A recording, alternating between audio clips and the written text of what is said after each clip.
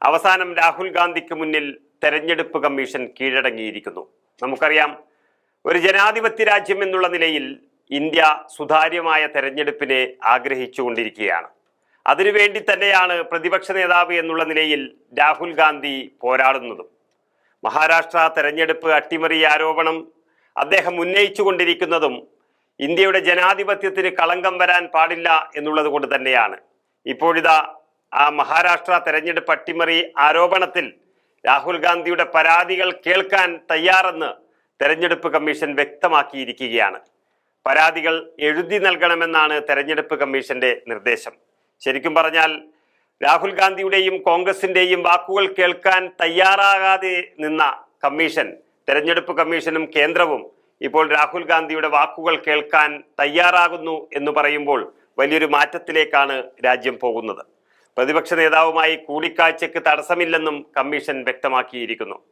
തെരഞ്ഞെടുപ്പ് അട്ടിമറിച്ചുവെന്ന ആരോപണങ്ങളിൽ രാഹുൽ ഗാന്ധിക്ക് കമ്മീഷൻ അങ്ങനെ കത്തയക്കുകയും ചെയ്തു.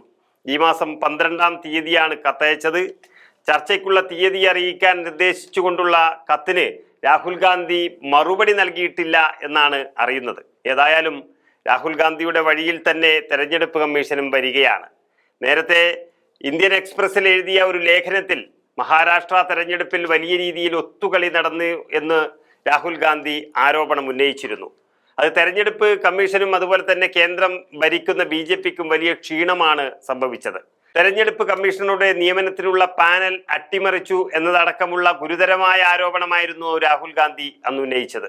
വ്യാജ വോട്ടർമാരെ ഉപയോഗിച്ച് വോട്ടർ പട്ടിക പെരുപ്പിച്ചുവെന്നും രാഹുൽ ഗാന്ധി അതിൽ പറഞ്ഞിരുന്നു. ഒരേ വീട്ടിൽ അല്ലെങ്കിൽ ഒരു കെട്ടിടത്തിൽ തന്നെ 7000-ഓളം വോട്ടുകൾ ചേർത്ത മഹാരാഷ്ട്രയിൽ BJPയുടെ ഭരണവും BJPയുടെ വിജയവും എങ്ങനെ വന്നു എന്ന് അക്ഷരം പ്രതി മനസ്സിലാകുന്ന രീതിയിലാണ് രാഹുൽ ഗാന്ധി വിശദീകരിച്ചത്.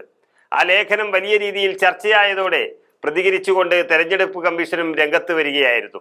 അന്ന് രാഹുൽ ഗാന്ധിയെ പൂർണ്ണമായും തള്ളുന്ന രീതിയാണ് തെരഞ്ഞെടുപ്പ് കമ്മീഷൻ സ്വീകരിച്ചിരുന്നതെങ്കിൽ ഇപ്പോഴിതാ രാഹുൽ ഗാന്ധിയോട് നമുക്ക് ചർച്ചയ്ക്കിരിക്കാം എന്നുള്ള നിലയിലേക്ക് തെരഞ്ഞെടുപ്പ് കമ്മീഷൻ എത്തിയിരിക്കുന്നു.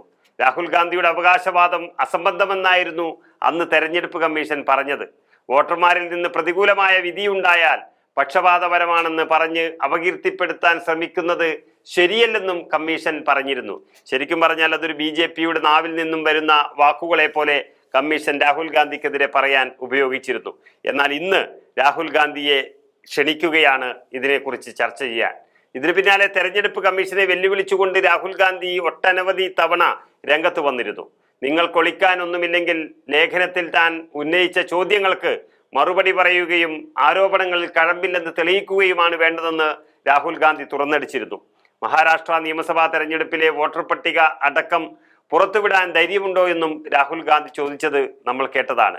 അതുപോലെ തന്നെ മഹാരാഷ്ട്ര തെരഞ്ഞെടുപ്പുമായി ബന്ധപ്പെട്ടുള്ള ഈ ചർച്ച പുരോഗമിക്കുന്നതോടെ മഹാരാഷ്ട്രയിൽ നടന്നത് അട്ടിമറി എന്ന് തെളിഞ്ഞാൽ, അത് രാഹുൽ ഗാന്ധി പറഞ്ഞ് തെളിയിച്ചാൽ ഒരുപക്ഷെ മഹാരാഷ്ട്രയിൽ വീണ്ടും തെരഞ്ഞെടുപ്പ് നടക്കുമോ എന്നുള്ളതാണ് രാജ്യം ഉറ്റുനോക്കുന്നത്.